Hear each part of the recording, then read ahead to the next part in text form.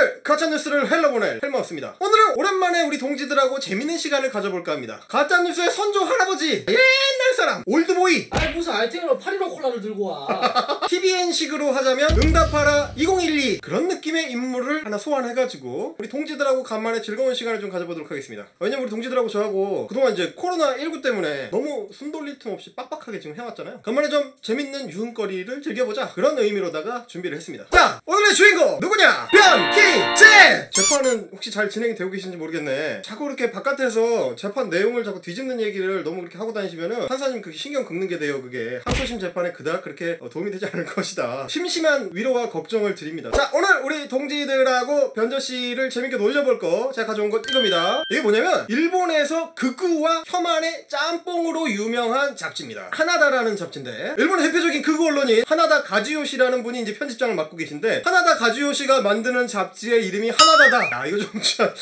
야, 약간 좀 닭살 돋지 않습니까? 여하간 요 표지를 보시면 알겠지만 제일 앞에 계신 요분, 요분 얼굴이 조금 나지지 않으세요, 우리 동지분들? 그렇습니다. 가로세로 연구소의 멘토, 정신적 지주 우리 김세희 기자님이 굳이 일본까지 가셔가지고 한국 욕하는 거를 인터뷰랍시고 따오신 그분, 사쿠라이 요시코짱, 이 양반이 말이죠, 거의 매달 이 잡지에다가 뭘 써요. 그리고 그 매달 쓰는 내용이 대부분 한국 욕이야. 사실상 거의 뭐 대표 저자예요. 이것만 봐도 대충 뭐하는 잡지인지 아시겠죠? 자, 표지 내용을 제가 간단하게 몇 가지만 소개를 해드릴게요. 보세요. 일본 잡지니까 오른쪽부터 읽어요, 여러분. 자, 뭐라고 써있습니까? 한국이라는 이름의 병, 총력 대특집 75페이지. 야, 뭐 벌써 뭐 대단합니다. 총력으로 하는 무려 75페이지에 걸쳐서 뭘 하느냐? 한국은 병이다, 병. 자, 이게 이제 10월호라고 돼 있는데, 일본의 잡지가 보통 이제 조금 땡겨서 나와요. 표지에는 10월호라고 돼 있는데 8월 말쯤에 나온 겁니다. 그러니까 2019년 8월이면은 언제쯤 되시는지 아시겠습니까, 여러분? 그렇습니다. 일본이 갑자기 집에서 자고 있던 한국의 싸대기를 때린 그 시점, 무역보복 싸대기 때린 그 시점입니다, 이때가. 여기서 총력 대특집 75페이지라는 게 75페이지부터 있다는 거야? 아니면 75페이지를 다뤘다? 75페이지 동안 한국 욕을 한다.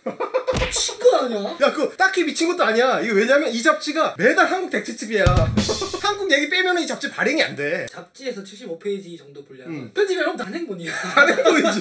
이만하거든. 한국을 너무 사랑하는 거지, 어떻게 보면. 저게 왜곡된 애정이거든, 어떻게 보면. 한국 사람들은 저렇게까지 일본에 관심이 없어. 한국의 어느 잡지사 편집장을 불러다가, 야, 일본을 가지고 75페이지를 만들어봐라. 못 만들어. 어떻게 만드냐. 그러니까 여러분, 무역보복 한창 하고 있던 그 시기에 75페이지 분량의 한국 얘기를 하잖아? 그러니까 누가 등장하는지 한번 보세요. 한국의 반론은 반론이 못 된다, 이 얘기 하시는 분, 세코 히로시게 당시 경산 대신입니다. 우리 싸대기를 맛깔나게 우려치시고 맨날 한국 보고 잘못했다고, 야, 싸대기는 니네가 때렸는데 왜 우리 보고 잘못했다 그래? 그랬던 그 극우 인사랑 누가 인터뷰를 했느냐? 우리 사쿠라짱. 사쿠라짱이 총력 인터뷰를 하셨고요. 그리고 그 옆에 보세요. 야, 대단합니다. 문재인의 조선노동당 당원 의혹. 와, 엄청나.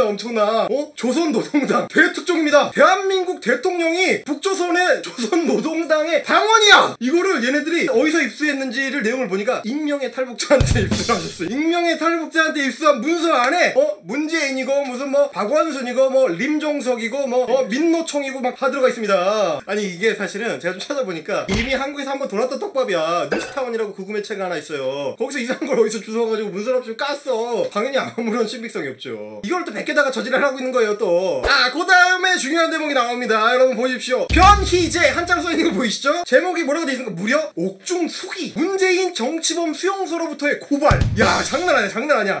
지금 보니까 문재인이 만들어 놓은 정치범 수용소에서 몰래 무슨 쪽지에 그 담배 그 은박지 같은 데다가 이게 수기를 써가지고 몰래 이렇게 빼돌려서 저 유해진 씨가 이렇게 잡지에 껴가지고 이렇게 갖고 나와가지고 일본의 하나다에다가 전달해 준 것 같은 그런 느낌이죠. 문제는 뭐냐면 저 잡지가 발행되던 당시에 변희재님이 어디에 있었느냐? 밖에 나와 있었습니다. 야, 그게 무슨 옥중수기야? 옥중수기라는 거는 옥 안에서 쓰는 수기잖아. 옥 밖에 나와서 쓰던데 무슨 옥중수기야. 벌써 뻥을 치셔 아주 그냥. 이렇게 잡지 표지만 한번 보세요. 쫙 놓고 보면 어떤 흐름이 보입니다. 아까 그 뉴스타운 거를 그대로 가져다가 쟤네가 특집이라고 막 어디서 입수했다면서 깠다 그랬잖아요. 그거랑도 통하는 얘기예요. 일본의 극우 매체와 한국의 극우 매체, 일본의 극우 인사들과 한국의 극우 인사, 지난 가세연 때부터 볼 수 있는 이들의 이 끈끈한 연결고리, 서로 그냥 왔다리 갔다리 삥뽕삥뽕 하면서 컨텐츠도 왔다리 갔다리 삥뽕삥뽕 하잖아요. 헬기예요? 자, 아무튼 우리 변저 씨의 눈물의 옥중수기 이제부터 좀 쪼개보도록 하겠습니다. 일단 제목 정치범. 정치범? 아니 변저 씨가 왜 정치범이야? 정치범 명사 국가나 국가 권력을 침해함으로써 성립하는 불법 행위 또는 그런 행위를 저지른 사람. 이게 되게 센 사람이에요. 정치범이라는 게 보통 거물이 아니야. 그래서 정치범이라는 거는 말을 바꾸면 사실은 보통 이제 사상범이라고 하죠. 이제 혁명을 시도한다든지 독재에 항거한다든지 한국에는 과거에 이제 비전향 장기수라는 게 있었습니다. 좌파로서 수십 년씩 감옥에 갇혀 있으면서도 끝끝내 사상적 전향을 거부했었던 사람들. 그 사람들의 뭐 사상에 대해서 찬성하느냐 반대하느냐 이런 의견은 있을 수 있어도 그 행위 자체는 어떤 숭고한 면이 있잖아요. 일테면 강용주 원장 같은 분들이 그렇게 수십 년씩 갇혀 계셨던 분들이죠. 신영복 선생님이나 이런 분들 그런 분들이에요. 근데 우리 변저 씨의 죄목이 뭡니까? 허위사실 유포에 의한 명예훼손이야. 거짓말을 막 퍼뜨리고 다녀가지고 방송사랑 기자들의 명예를 훼손했다 이거예요. 뻥장이다 이겁니다 말하자면. 정치 사건이 아니야. 형사 사건이야. 형사범이지 형사범. 이게 뭐 정치범이야. 허위사실을 유포에 의한 명예훼손이라는 법적 용어를 그냥 일반적인 언어로 바꾸면 그거잖아. 가짜뉴스 생산자 아니야. 심지어 허위사실 유포에 의한 명예훼손이라고 이제 형사 재판을 받고 있으면서 그걸 정치범이라고 또 허위사실을 남의 나라 잡지에다까지 그런 식으로 하시면 안 돼요. 근데 원래 이거 구속까지 안 되는데. 이게 굉장히 악질이어야 돼. 너 그만해라 좀 작작해라 라는 신호가 여러 번 갔는데도 그걸 가지고 계속 지랄을 해야 잡혀가는 게 그 범죄예요. 님은 그냥 가짜뉴스를 퍼뜨린다고 고발을 당해서 그걸로 구속재판까지 받았던 형사범이에요. 그 사실에 대해서 1심 판결문에서 우리 판사님도 아주 그냥 단호하게 말씀을 하셨습니다. 제가 한번 읽어드릴게요. 피고인은 언론인으로서의 공적 책임을 외면하고 최소한의 사실 확인조차 하지 않은 상태에서 반복적으로 허위사실을 보도했고 이를 출판물로 배포하기까지 했다. 해당 행위로 인해 사회 불신과 혼란이 확대됐고 그로 인한 피해는 온전히 사회 전체의 몫으로 돌아간다. 아니 네가 거짓말해가지고 우리 사회 전체가 지금 피해를 입고 있다는 거잖아. 얼마나 큰 죄니 이게. 판사님이 하는 얘기가 우리가 평소에 하는 얘기랑 똑같네. 완전 똑같아. 그러니까 이게 이 판결문을 이렇게 인쇄를 해가지고 목에다가 이 판결문을 이렇게 길게 인쇄를 해가지고 이렇게 달랑달랑 달고 다니라고 싶어가지고 그냥. 이게 뭐냐면 우리 변저 씨의 어떤 행동 양태를 보여주는 거예요. 모든 게 부풀리기야 일단. 자기를 거물로 부풀리고 싶어가지고 모든 걸 부풀려요. 아까 제목이 정치범 수용소라고 했죠? 아니 한국에 정치범 수용소가 어딨어. 아니 뭐 북한에 있는 무슨 요덕 수용소 이런 느낌을 주고 싶었습니까? 그러니까 지금 한국이 독재 정권이고 김정은이 같이 막 이렇게 정치범 수용소를 운영한다 이런 식으로 일본 사람들한테 이제 가짜 정보를 전파하고 싶었다. 이게 애국 청년 변저 씨가 하는 애국입니까? 한국한테 엄청 좋은 거야 이게? 아니 정치범이라는 거는 말하자면 그 사람을 잡아들일 때부터 달라요. 공안 당국이 움직여가지고 그렇게 해서 잡아와야 그게 정치범 사상범 이런 게 되는 거지. 아저씨는 그냥 JTBC라는 방송사 법인하고 그 기자 개개인들이 고발해가지고 잡혀간 거 아니야. 그게 무슨 정치범이야. 국가가 탄압한 게 아니잖아. 그렇지. 사인간에 두 분이 해결하세요 하다가 안 돼가지고 된 거거든 이게. 남산에 끌려가고 이런 거 아니야. 헬기예요? 자 근데 여러분 저 내용을 잘 보시면 웃긴 게 뭐냐면 이 감옥 생활에 대한 디테일은 엄청 섬세해. 읽어보면은 어떤 측면에선 또 애국적인 측면이 있습니다. 일본 사람들이 보기에 한국의 교도 환경에 대해서 다시 한번 생각해주게 하는 어떤 대목이 있어요. 굉장히 민주적으로 잘 묘사가 돼 있거든. 읽어드릴게요. 필자가 구속된 후 접견하러 온 지인들이 가장 걱정한 것이 식사였다. 그러나 식사는 예상보다 훨씬 더 좋았고 여의도 근처에서 6,000원쯤 하는 정식 클래스의 것이 나왔다. 교도관은 우리는 영양사들이 영양의 균형을 과학적으로 고려하여 요리하고 있기 때문에 건강면에서 가정의 식사보다 훨씬 좋다라며 웃었다. 교도관들은 번호 대신에 그러니까 뭐 5032니 뭐 7162니 이렇게 안 부른다는 얘기죠. 번호 대신 정중하게 변희재 씨라고 이름을 부르고 서로 존댓말을 사용한다. 그들은 수용자들에게 어떻게 대해야 하는지 훈련된 전문 직원이다. 야 이거 엄청 훈훈하잖아. 한국 교도 환경 너무 민주적이야. 국뽕 차오르지 않습니까? 근데 여러분 이어서 이제 박근혜에 대해서 얘기하는 대목이 있는데 요 대목이 살짝 우리 친박계에서 어떻게 보면 논쟁적일 수 있는 아주 재밌는 대목이 있습니다. 그동안에 왜 그 친박들이 막 문재인 정권이 박근혜 대통령을 탄압한다. 못 살게 군다. 감옥 안에서 탄압받고 있다. 학대한다. 막 이렇게 막 주장을 했었잖아. 근데 그걸 정면으로 반박하는 얘기를 우리 변저 씨께서 하십니다. 또 읽어드릴게요. 일설로 교도관들이 수감자를 함부로 취급해서 예를 들어 허리 나쁜 박근혜 전 대통령을 일부러 재우지 않는다는 소리도 있었지만 이는 사실이 아니다. 서울구치소의 내규상 수용자는 일과 시간에 누워서는 안 되지만 박근혜 전 대통령처럼 허리가 나쁜 수용자는 예외적으로 인정해준다. 필자도 겨울에 요통으로 아팠을 때 교도관의 허가 아래 누울 수 있었다. 야 너무 민주적이네.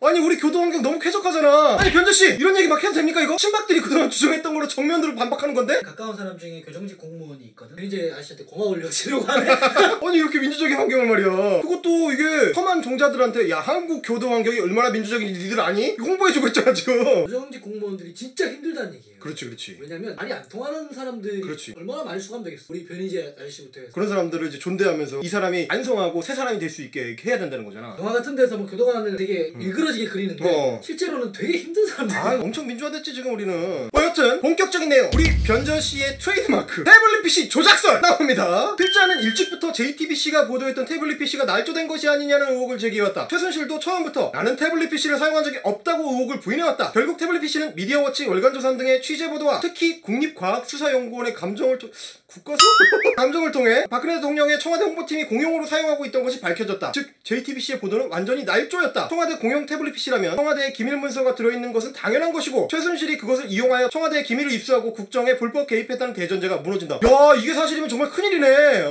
우리 탄핵한 거 지금 완전 잘못한 거 아니야. 불법 탄핵이네 라고 하겠습니까? 그럴 리가 있겠어. 자 우리 변저씨가 저거랑 똑같은 얘기를, 똑같은 주장을 1심 재판 내내 했습니다. 내내 주구장창했어. 그래서 그 내용을 우리 재판부가 정리를 한 내용이 있어요. 세 가지로. 제가 다시 한번 좀 정리해서 말씀을 드릴게요. 1. JTBC는 태블릿을 우연히 발견한 게 아니라 다른 경로로 받았다. 요게 변저씨 주장이고, 2. 태블릿 안에 최순실 사진과 기밀 문서를 삽입하고 조작했다. JTBC 기자가 나와가지고 거기다가 이게 최순실 거라고 보이기 위해서 일부러 집어넣었다는 거야. 그리고 태블릿 실사용자가 최순실이 아니라 청와대 관계자들인데도 최순실이 태블릿으로 연설문을 수정 편집했다고 왜곡 보도했다. 자 이게 재판부의 정리 내용인데 좀 전에 그 하나다에 그 쓴 글 내용이랑 똑같죠. 그런데 1심 재판부는 그래서 결국 뭐라고 판단을 했느냐, 당연히 우리 변저씨의 주장을 기각했습니다. 일단 이렇습니다. 피고인은 세 가지의 쟁점 주장에 대해서 구체적인 사실 확인의 근거를 명확히 밝히지 못했다. 또 하나 뭐냐, 지들이 제출한 소명자료 역시 구체성이 없고 검사의 제출 증거로 신빙성이 모두 탄핵된다. 그 뭐냐, 야 검사 제출한 자료 보니까 네가 뻥친 거야 라는 얘기입니다. 그래서 결론이 뭐냐, 판사님이 또 준엄하게 이렇게 말씀을 하세요. 따라서 피고인이 적시한 사실이 허위사실에 해당한다는 점에 대하여는 합리적 의심의 여지가 없을 정도로 충분히 입증되었다고 할 것이다. 아이고 우리 판사님은 그냥 너무 단호하시네. 허위사실 명예훼손죄는 그렇지. 이 사람이 그렇게 말할 만한 개연성이 있으면은 처벌을 안 할 수가 있는데 그렇죠. 개연성이 전혀 없다. 없어. 아니 의심의 여지가 없다잖아. 너무 명백하대. 그 기밀 문서에 접근하고 국정에 개입했다는 대전제가 무너진다고 하잖아. 그거 아니지. 기밀 문서에 접근한 게 아니지. 기밀 문서를 만들었지. 연설문에 이 불량식품 들어가 있는 게 말이 되니? 받아 적으라고 했잖아. 신문인데 유해식품, 불량식품에 노출되어 건강을 해치는 일이 일어나지 않도록 할 것입니다. 이게 취임사항이 말이 되냐? 참나 못 살겠어 진짜. 아이스크림 얘기 왜 안 하시오? 그러니까는요, 정 과장님 이렇게 늘어지는 거를 취임사항에 한 줄도 넣지 마. 썼어요, 받았어요, 적으세요. 그럼 거기다 다 넣으면 돼. 게다가 이 내용이 우리 변저씨의 재판에서만 확인된 내용이 아닙니다. 1심 재판만 갖고 그렇게 얘기하기 힘들지. 하지만 대법원까지 가서 확정된 내용이 있어요. 박근혜 최순실의 국정농단 사건, 물론 뭐 지금 파기환송심에서 재배심이 이루어지고 있지만 그거랑 상관없이 태블릿 PC에 대해서는 대법원까지 가서 이미 내용이 확정이 됐습니다. 자 이게 왜 최순실 걸로 확정이 됐느냐, 지가 직접 말했거든. 대법원 판결문에 들어있는 증언 내용을 좀 보여드릴게요. 뭐라고 되어 있는지 뭐 다들 아실 테지만 2013년 1월 초순경 최순실이 전화하여 대통령직 인수위원회에서 일할 것을 권유하면서 김한수라는 사람한테 이거 얘기한 겁니다. 그런데 태블릿 PC는 네가 만들어줬다면서 라고 이야기하였다 라고 김한수 본인이 얘기한 거야. 내가 만들어줬고 최순실이 나한테 전화해가지고 네가 그거 태블릿 PC 만들어서 나한테 줬다며, 이걸 얘기했다니까. 그리고 또 하나, 정호성은 수사기관에서부터 이 법정에 이르기까지 일관되게 이 사건 태블릿 PC에서 발견된 인사 관련 문건, 연설문, 말씀 자료 등을 최순실과 공유하던 이메일을 통해 최순실에게 전달한 사실이 있다 라고 진술했습니다. 아니 다 있어. 얘기 끝난 거예요.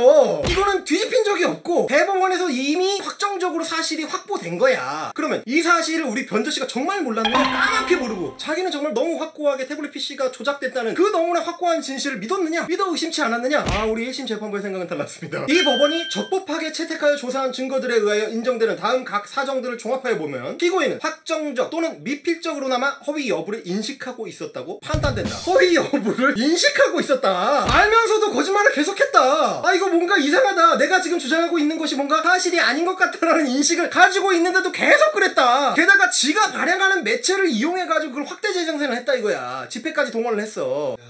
진짜 오죽했으면 방송사가 개인의 상태로 특성을 하냐. 흔하지 않은데 이거 진짜. 게다가 오죽하면 법원이 그걸 구속을 했겠어. 재판부가 제시한 이유를 보기 좋게 정리를 해보자면 이렇습니다. 당시에는 이미 최순실이라는 존재가 JTBC뿐만 아니고 뭐 한겨레, 조선일보, TV조선 온갖 매체에 노출돼가지고 보도가 되고 있었어. 그래서 그게 이미 국민적 관심사였다 이거예요. JTBC만 따로 굳이 태블릿 PC를 조작해가지고 보도해야 될 이유가 특별하지 않았다 이겁니다. 왜냐면 우리 하시피가 얘기했다시피 증거는 이미 차고 넘쳤거든 그 시점에서. 그런데 뭐냐, 재판부가 판단하기에 우리 변저씨는 이유가 있었어요. JTBC는 그런 동기와 이유가 없었는데 변저씨는 있었어. 무슨 동기냐, 박근혜 지지자들을 위해서 태블릿 PC의 권위를 훼손해야 할 절실한 필요가 있었다라고 판결문에 적혀있습니다. 그거 뭐냐, 코인 땡겨야 되거든. 그리고 JTBC는 여러 차례에 걸쳐서 그 태블릿 PC를 입수한 경위, 분석한 과정 이런 거를 보도를 했다. 검찰 수사를 통해서 밝혀진 새로운 자료, 관련자들의 진술도 다 공개가 됐어요. 그러니까 이미 그게 조작이 아니라는 거는 만천하에 드러난 상태야. 그럼에도 불구하고 재판부의 표현대로는 뭐냐, 변저씨는 사소한 트집을 잡아서 계속해서 왜곡 기사를 게시했다. 고증하고 접었으면 구속 안 됐다, 이 얘기야 말하자면. 자, 게다가 뭐냐, 피고인의 주장은 막연한 추측이거나 주관이다. 그러니까 뇌피셜이래 이거예요. 뇌피셜이다. 출처나 구체적인 소명 자료를 재판부한테 제출한 적이 없다. 뭘 좀 내놔봐라, 뇌피셜 말고. 또한 자신한테 불리한 내용이 재판에서 제시되면 뭐라고 하느냐, 믿을 수 없다. 아니 씨발, 뭐 어떡하라는 얘기냐. 재판부 입장에서 이거야. 야, 저거를 믿을 수 없다 그러면 뭐 어떡하냐, 이 주장만 되풀이할 거야? 그러면서 재판부의 표현이 아주 재밌습니다. 부존재라는 사실에 대한 끊임없는 해명을 요구했다. 그러니까 말하자면 태블릿 PC가 조작되지 않았어. 그런데 조작됐다는 그 있을 수 없는 사실, 아니 그게 발생한 적이 없는 일인데 그걸로 증명을 하는 거예요. 가만히로 이건 성재준이 우리한테 가는 비슷해. 칸트가 현대식 자본주의를 지지한 적 없다는 증거가 적혀있는 책을 들고 나와서 나랑 토론하자. 그렇지. 그런 책이 없는데. 그런 책이 없는데 조작된 적이 없는데가 어떻게 그걸 증명을 해? 그래서 재판부가 봤을 때는 이거는 딱히 JTBC의 보도 내용을 견제하거나 비판하려는 목적이 아니다. 그럼 뭐냐, 자극적인 단어를 동원해서 그냥 공격하려는 거다. 이렇게 결론을 내렸습니다. 이 네 가지를 보면 항상 진짜 빡쳤나 보다. 말하는데 존나 뭐 열받게 했나 봐. 항상 에이 저 잠깐 가자. 완전 그런 내용이지. 보니까 얘기를 해보려고 하는데 계속 난 못 믿는데. 땅땅땅 법적 구속한다. 아니 그리고 초범인데 실형을 선고한 다음에 법정 구속이 된다는 건 장난 아니라는 얘기야. 전체적인 요약은 그거야. 이 는 안 되겠다. 자, 그래서 속 터진 재판부에서 결론적으로 뭐라고 하느냐, 변저씨야 좀 정신 차려라. 제가 읽어드리겠습니다. 피고인들의 행위로 인하여 언론사 및 언론인으로서의 중립성과 공정성을 가장 중요한 가치로 여기는 피해자들, 그러니까 이제 JTBC라는 방송국과 기자들이죠. 피해자들의 명예는 심각하게 훼손됐다. 피해자들은 아무런 근거도 없는 피고인들의 의혹 제기에도 해명 방송을 하는 등 성실하게 대응했으나 그와 같은 피해자들의 노력은 오히려 피고인들의 추가 범행의 대상이 됐다. 나아가 피고인들은 합법적인 집회를 빙자하여 피해자들에 대한 물리적인 공격을 감행하거나 이를 선동하기도 한 사정도 엿보인다. 이와 같은 피고인들의 행위로 인하여 언론인으로서의 긍지를 가지고 묵묵히 자신의 일을 수행하던 피해자들은 극도의 스트레스와 공포감에 시달리고 있고 그 가족들 역시 고통을 감내하고 있다. 야, 이 판결문을 읽어보면 정말 판사님 빡쳤다. 예? 자, 추가로 저 이상한 기고문에 나오는 명백한 뻥들, 근데 뻥들이 너무 많으니까 몇 개만 추려가지고 보여드릴게요. 변조씨가 이럽니다. 필자가 수감됐던 당시 서울구치소에는 박근혜 대통령을 비롯해 이병기 전 청와대 비서실장, 남재준, 이병호 전 국정원장, 최경환 전 경제부총리, 현기환 전 청와대 정무수석 등 약 60여 명의 박근혜 이명박 정부 인사들이 수감돼 있었다. 이들의 죄상은 모두 직권 남용 혹은 직무 태만이었다. 범죄와 뇌물을 받는 등으로 수감된 사람은 한 명도 없었다. 땡입니다. 이 사람들이 무슨 죄를 가지고 감옥에 갔는데 말하자면 이거예요. 국정원장이 대통령 비서실장이 국정원의 돈을 횡령해서 대통령한테 개인적으로 쓰라고 저 남산 뒷길 이런데 몰래 접선해가지고 트렁크에 돈 담아가지고 줬어. 밤에 새벽에 대통령한테 개인적으로 그냥 알아서 쓰시라고 준 거예요. 상납했다고 해. 상납했다고. 아니 이 아저씨들 죄가 다른 게 아니에요. 국고손실, 국가의 돈을 횡령했어. 공무집행 방해, 막 이렇게 국정원 요원들한테 댓글 조작하라고 이런 거 시키고 이런 짓거리 한 거. 그리고 그 돈을 받아 처먹은 박근혜 뇌물죄. 국가 예산을 가로채가지고 지들이 그냥 쓰고 싶은 데 썼거든. 그게 횡령이고 그게 뇌물이고 그게 범죄예요. 최경환 국정원에서 뇌물 받은 거 확정돼가지고 5년 받았습니다. 죄질도 몹시 안 좋아요. 국정원 예산을 470억을 증액을 해주고 1억 받았어. 야, 그냥 너무 전형적인 뇌물 범죄 아니냐? 재단 만들었지 자기 주머니로 간 게 아니다. 그 재단이 무슨 재단이야? 최순실 거잖아. 최순실 거. 미르재단, K스포츠재단 최순실 거잖아. 그거 헌법재판소의 결정이랑 대법원 판결 다 나와요. 그리고 최순실하고 박근혜는 경제공동체로 묶여있잖아. 그것도 헌법재판소하고 대법원에서 다 인정한 거야. 둘이 경제적으로 한 몸이라고. 그래서 최순실이 뇌물 받아가지고 그걸로 재단 만든 거 그거 박근혜 거야. 그게 뇌물이야. 아니 헌법재판소고 대법원이고 한국의 최고 사법기관들이 다 인정하고 확정한 거를 왜 자기만 아니라 그래. 자기가 대법관이야? 그러니까 뭐로 좀 얘기를 하고 뭘 쓸 때는 좀 원자력, 그러니까 최소한 판결문, 결정문 이런 거라도 좀 읽어보세요 좀. 왜 이렇게 사람이 게을러. 예? 자, 헛소리하는 기고문 요 정도로 털어봤고요. 토론 나오러 갈 것 같은데. 경민은 나랑 1대1로 토론을 못자. 예전 관객들은 그런 맛이라도 있어. 그건 제가 무서워서 뻔스를 하는 걸로 하겠습니다. 하야씨, 지금 받고 있는 형사재판에 혹시 영향이 갈 수 있는 짓거리 하지 마시고 또 다른 재판 만들지 말라 이거예요. 오늘은 여기까지입니다. 구독은 통지, 자본은 팀플, 멤버십은